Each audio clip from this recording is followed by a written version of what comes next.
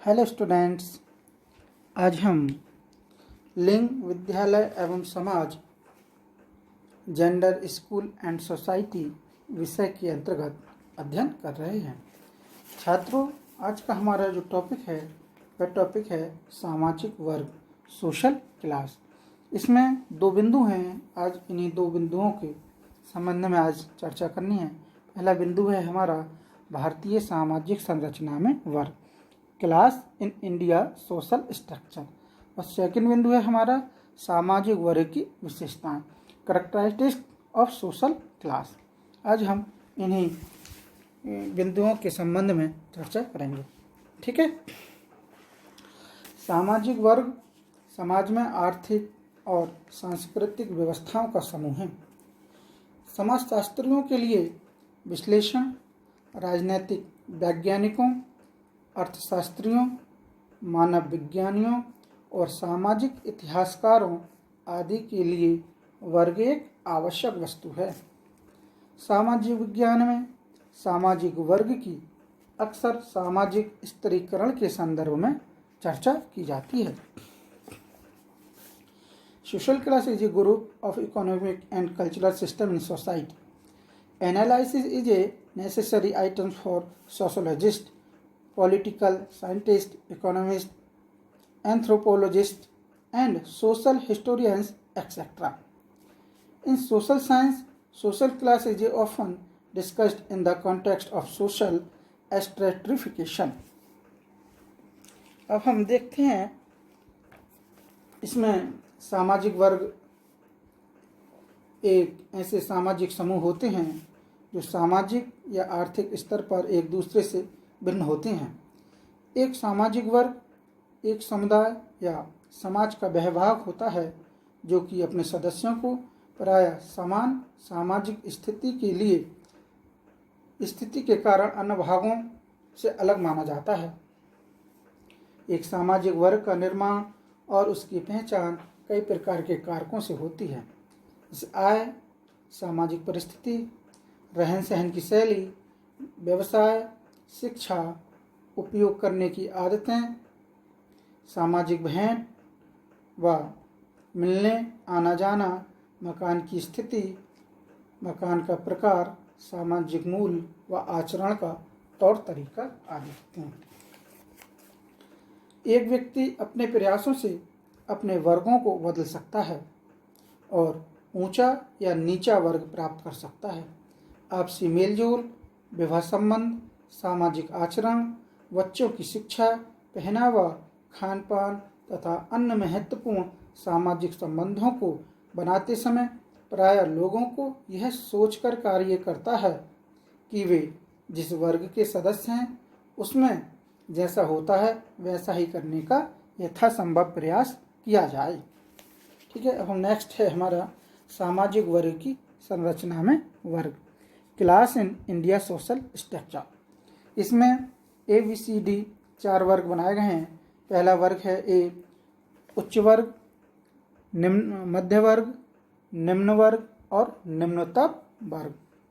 High class, middle class, lower class and lowest class. ये जो 4 वर्ग ABCD, इनके चारों के अलग अलग परंपरागत रूप हैं। इसमें उच्च वर्ग में किन किन लोगों के लिए रखा जाता था? उच्च वर्ग में राजा व जमींदार रहते थे।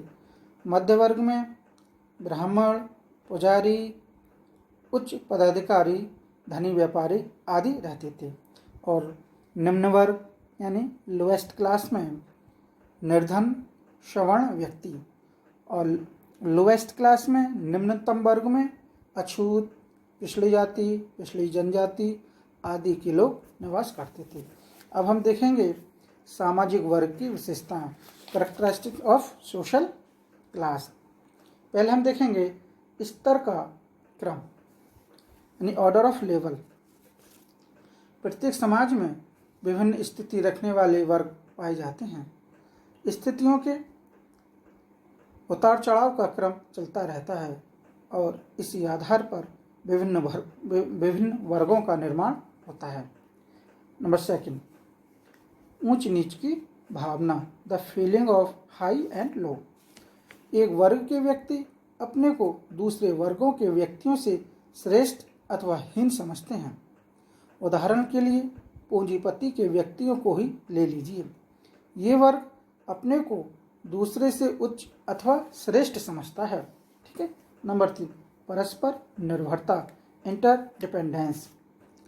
समाज में सभी वर्ग आपस में संबंधित होते हैं और एक दूसरे पर निर्भर रहते हैं।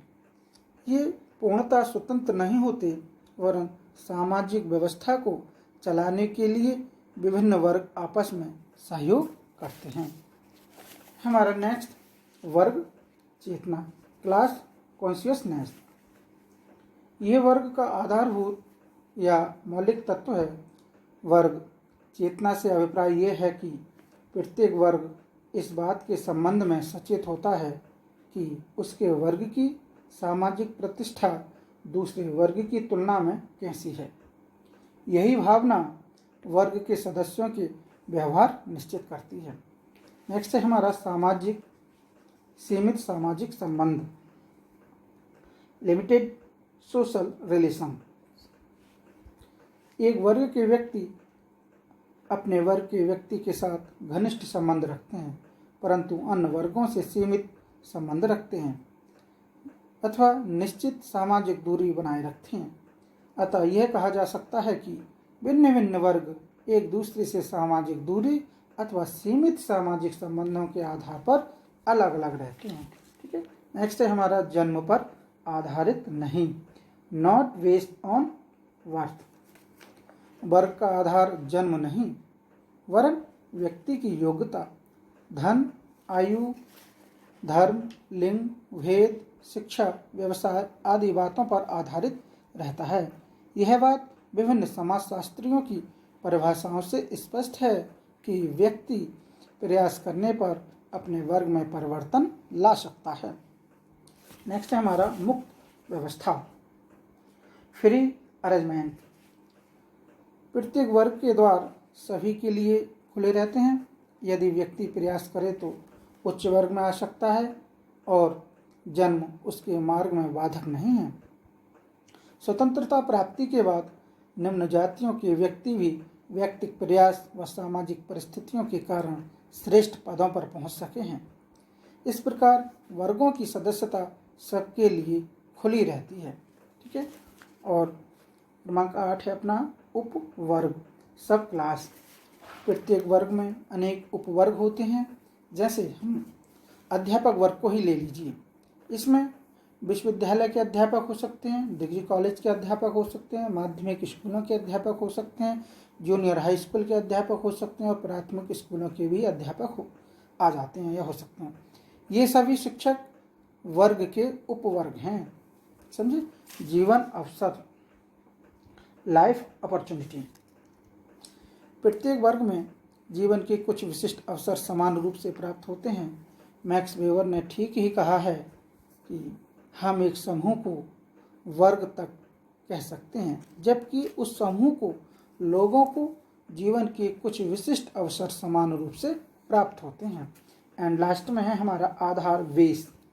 सामाजिक वर्ग का आधार किसी व्यक्ति की आर्थिक स्थिति होती है। इसका अभिप्राय यह नहीं है कि वर्ग सदस्यता के दूसरे आधार नहीं हैं। राजनीतिक शक्ति, बौद्धिक उन्नति आदि भी वर्ग के आधार हो सकते हैं।